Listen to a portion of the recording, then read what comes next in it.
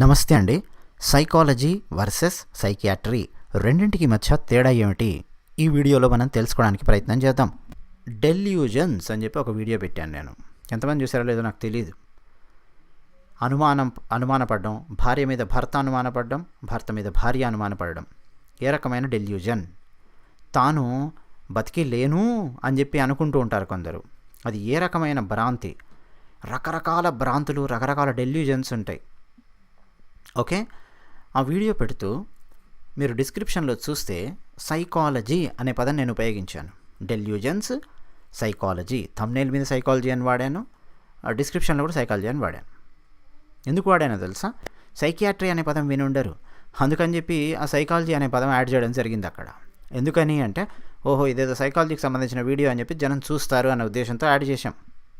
Okay, నిజానికి అది psychology కాదు, అది సైకియాట్రీ. నేను సైకియాట్రీ అనే పదం పెట్టానంటే ఏందిరా ఇది అని చెప్పి చాలామంది అనుకోవచ్చు. సైకాలజీ వర్సెస్ సైకియాట్రీ రెండింటికి మధ్య తేడా ఒకసారి తెలుసుకుంటే అర్థమైపోతుంది.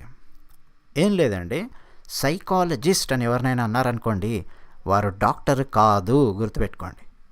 సైకియాట్రిస్ట్ అని చెప్పి ఎవరినైనా పిలిచారనుకోండి, వారు డాక్టరు అనే విషయం గుర్తుపెట్టుకోండి. సైకియాట్రిస్ట్ ఏమో డాక్టరు, సైకాలజిస్ట్ డాక్టర్ కాదు. ఫస్ట్ పాయింట్ అది. సైకాలజీ ఏంటంటే scientific study of the mind and behaviour. మామూలుగా సింపుల్గా డెఫినేషన్ చెప్తే, మన మెదడును, మన మనస్సును, మన ఆలోచనలను, మన ప్రవర్తనను శాస్త్రీయంగా అధ్యయనం చేసే శాస్త్రాన్ని సైకాలజీ అని చెప్పి పిలుస్తారు. అంటే సైంటిఫిక్ స్టడీ అనేది ఉండాలి. ఓకే, దాన్ని సైకాలజీ అంటారు. For example, father of psychology ఎవరు? Sigmund Freud. ఆయన శిష్యులు ఉన్నారు, కారల్ యంగ్ ఉన్నాడు. అంతకుముందు నిజానికి సైకాలజీ గురించి మనం మాట్లాడితే ప్లేటో గురించి మాట్లాడాలి, అరిస్టాటిల్ గురించి మాట్లాడాలి. సో సైకాలజీ ఏంటంటే మనిషి యొక్క మనసు, మెదడు, ప్రవర్తన, వీటన్నింటి గురించి స్టడీ చేస్తుంది. సైకియాట్రీ ఏం చేస్తుంది అంటే, psychiatrist medical doctor who is an expert in mental health. He or she specialize in diagnosing and treating people with mental illness. సినిమాలలో మనకు అప్పుడప్పుడు చూపిస్తుంటారు, అందరికీ అర్థమయ్యే భాషలో చెప్పడానికి ఇది వాడుతున్నాను, దయచేసి ఏమనుకోవద్దు. పిచ్చుందిరా వీడికి ఇవన్నీ మాడుతూ ఉంటారు. లేదా సినిమాలలో హీరోని కానీ హీరోయిన్ని కానీ తీసుకెళ్ళి ఆ మానసిక వైద్యశాలలో పెడుతూ ఉంటారు, గమనించారా? మరి వాళ్ళని ట్రీట్ చేసేది ఎవరు? ఆ డాక్టర్స్ ఎవరు? సైకియాట్రిస్ట్స్. ఓకే, అది గుర్తుపెట్టుకోండి. అపరిచితుడు సినిమాలో నాజర్ని చూపిస్తారు. ఎవరైనా అంటే సైకియాట్రిస్ట్ ఆయన. అలాగే ఆపద్బాంధవుడు సినిమాలో చిరంజీవి గారిని తీసుకెళ్ళి ఆ హాస్పిటల్లో పెడతారు. ఆ ట్రీట్ చేసే డాక్టర్స్ ఎవరు? సైకియాట్రిస్ట్స్. మీరు ఎందులోనైనా తీసుకొని చూడండి, సైకియాట్రిస్ట్ అనమాట. సో సైకియాట్రీ ఎంబీబీఎస్, ఎండీ చేస్తారు, లేకపోతే డిప్లొమా, ఇవన్నీ ఉంటాయి. సరే, ఎంబీబీఎస్ చేసినటువంటి వాళ్ళు ఏమేమి ట్రీట్ చేయొచ్చు, ఎండీ చేసినటువంటి వాళ్ళు ఏం ట్రీట్ చేయొచ్చు, డిప్లొమా చేసిన వాళ్ళు ఎంతవరకు ట్రీట్ చేయొచ్చు, ఇవన్నీ కూడా మళ్ళీ సపరేట్ డెఫినేషన్ అనేది ఉంది. ఓకే, సో సైకాలజీ అనేది మెడికల్ డాక్టర్స్ విభాగానికి చెందింది కాదు. సైకియాట్రీ అనేది మెడికల్ డాక్టర్స్ విభాగానికి చెందినది. సైకాలజిస్టులు ఎప్పుడు కూడా మెడిసిన్ రాయరు, ప్రిస్క్రిప్షన్ రాయరు. సైకాలజిస్టులు మెడికేషన్ రాయరు. నువ్వు ఈ మందు వేసుకో, ఆ మందు వేసుకో అని చెప్పి చెప్పరు, ఇంజెక్షన్స్ ఇవ్వరు. బట్ సైకియాట్రిస్ట్, ఎంబీబీఎస్ డాక్టర్ అని చెప్పి నేను చెప్పాను ఇప్పుడే, వాళ్ళు మెడికేషన్ ప్రిస్క్రైబ్ చేస్తారు, ఇంజెక్షన్స్ ఇస్తారు. ఇవన్నీ కూడా సైకియాట్రిస్ట్ చేస్తారు. సైకాలజీ ఏం చేస్తుంది, మరి సైకియాట్రీ ఏం చేస్తుందంటే, సైకాలజీ ప్రొవైడ్స్ సైకోథెరపీ. నిజానికి సైకోథెరపీని పాశ్చాత్య దేశాలలో మళ్ళీ సైకాలజీ నుంచి ఒక సబ్సెట్, ఒక చిన్న విభాగంలాగా చూస్తారు.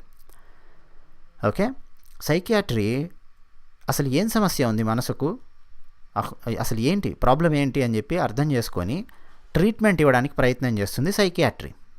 సైకాలజీ ఏం చేస్తుందంటే థెరపీ ఇవ్వడానికి ప్రయత్నం చేస్తుంది. సమస్యను అర్థం చేసుకొని ఈ సమస్యను నువ్వు ఈ విధంగా అధిగమించవచ్చు అని చెప్పి చర్చించి, మాట్లాడి, సమస్య లోతుల్లోపలికి వెళ్ళి అర్థం చేసుకొని, ఓహో నువ్వు ఇవన్నీ చేస్తే సమస్య నుంచి బయటపడవచ్చు అని సలహాలు ఇస్తుంది సైకాలజీ. సైకియాట్రీ సలహాలు కాదు, మెడిసిన్ ఇస్తుంది. ఓకే, సైకాలజీలో బిహేవియరల్ ప్రాబ్లమ్స్ ఉంటాయి, వాటిని ట్రీట్ చేయొచ్చు. లెర్నింగ్ డిఫికల్టీస్ ఉంటాయి చిన్నపిల్లల లోపల, కానీ గమనించవచ్చు. డిప్రెషన్ ఉందనుకోండి, యాంగ్జైటీ ఉందనుకోండి, భయాలు ఉన్నాయనుకోండి, అర్థం పర్థం లేని భయాలు, లేనిపోని భయాలు, వీటన్నింటికి అండి సైకాలజీ అనేది ఆన్సర్ ఇస్తుంది, థెరపీ ఇస్తుంది, కూర్చోబెడుతుంది, అర్థం చేసుకుంటుంది. ఓహో మీరు ఇలా ఉన్నారు, ఇవన్నీ చేస్తే దీని నుంచి బయటపడవచ్చు అని చెప్పి సైకాలజీ అనేది చెప్తుంది. సైకియాట్రీ సీవియర్ డిప్రెషన్ని హ్యాండిల్ చేస్తుంది. అంటే తమను తామే అంతం చేసుకోవడానికి కొద్దిమంది ఆలోచిస్తూ ఉన్నారనుకోండి, వాళ్ళు కలవాల్సింది సైకాలజిస్ట్ని కాదు, సైకియాట్రిస్ట్ని కలవాలి. నేను ఇక నా జీవితంలో అన్నీ కోల్పోయాను, ఇంకా నా పని అయిపోయింది, నేనేదో చేసుకోవాలనుకున్నాను, ఆ పదాన్ని నేను వాడట్లేదు, మీకు అర్థమైపోవాలి తనను తాను అంతం చేసుకోవడం అంటే ఏంటో. అలాంటి ఆలోచనలు వస్తున్నాయనుకోండి తరచుగా, కలవాల్సింది ఎవరిని? సైకియాట్రిస్ట్ని కలవాలి. అతి తీవ్రమైనటువంటి డిప్రెషన్స్, స్క్రిజోఫినియా, ఒక మానసిక రుగ్మత, మనలో పిచ్చి పిచ్చి అని చెప్పి మాడుతుంటారు, మానసిక రుగ్మత అని చెప్పి అందాం మనం. ఓకే, బైపోలార్ డిజార్డర్ కానీ ఇవన్నీ కొన్ని డిజార్డర్స్ ఉన్నాయి. వాటిని ట్రీట్ చేయడానికి సైకియాట్రీ అనేది సహాయం చేస్తుంది. ఇక సైకాలజిస్ట్ దగ్గరికి వెళ్ళాలా, సైకియాట్రిస్ట్ దగ్గరికి వెళ్ళాలా అంటే, అతి తీవ్రమైన సమస్య ఉంది, మెడిసిన్ కావాలి అని అనుకుంటే సైకియాట్రిస్ట్ దగ్గరికి వెళ్ళాల్సి ఉంటుంది, సలహా కావాలి అనుకుంటే సైకాలజిస్ట్ దగ్గరికి వెళ్ళాల్సి ఉంటుంది. అయితే వీళ్ళిద్దరూ కలిసి పనిచేస్తూ ఉంటారు, ఒకే దగ్గర కూర్చొని పనిచేయడం కాదు. కలిసి పనిచేయడం అంటే పాశ్చాత్య దేశాలలో, నిజానికి ఇంకా మన భారతదేశంలో ఇంకా ఎక్కువ డెవలప్ అవ్వాల్సి ఉంది. పాశ్చాత్య దేశాల ఉదాహరణ తీసుకొని చెప్తాను. ఒక సమస్య వచ్చిందనుకోండి, మొట్టమొదటి ఏం చేస్తారంటే వాళ్ళ ఫ్యామిలీ డాక్టర్ని కన్సల్ట్ చేస్తారు. జీపీ అంటారు, జనరల్ ప్రాక్టీషనర్, లేదా దగ్గరగా ఉన్నటువంటి ఫిజిషియన్ ఎవరైనా ఉంటే వాళ్ళని కన్సల్ట్ చేస్తారు. నిజానికి వాళ్ళు గైడ్ చేస్తారు.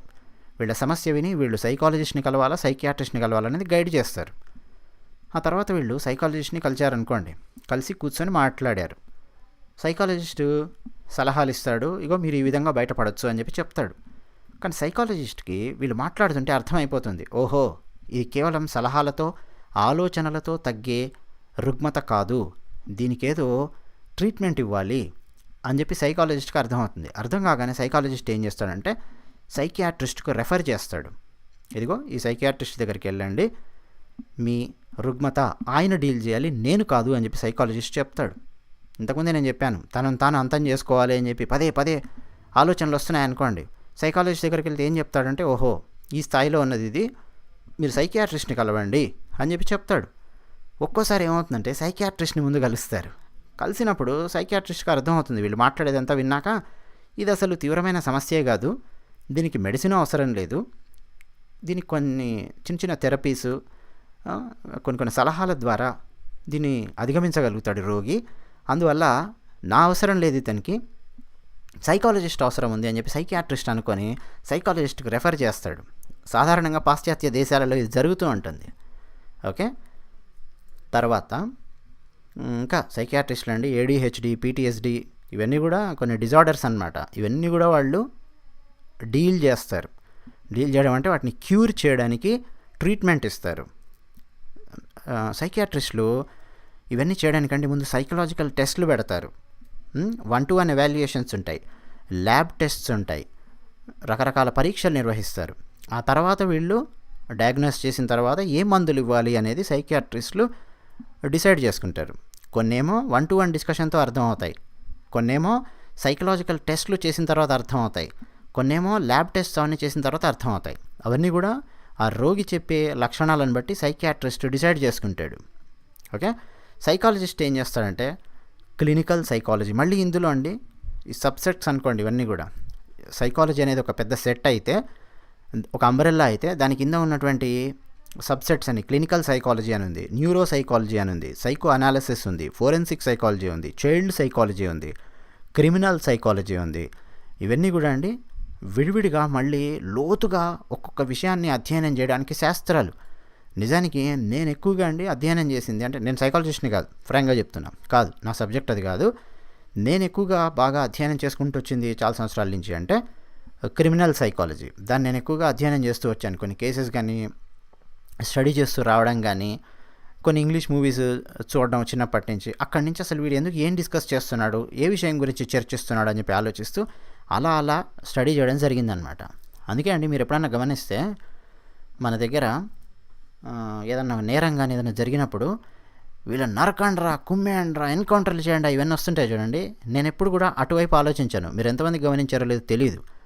లాస్ట్ 1 ఇయర్ నుంచి బహుశా నేరానికి సంబంధించిన వీడియోస్ ఎక్కువగా పెట్టనట్టున్నాం టీ మిక్స్చర్ ఛానల్లో. అంతకుముందు ఎక్కువ పెట్టేవాడిని, మీరు గమనించారా?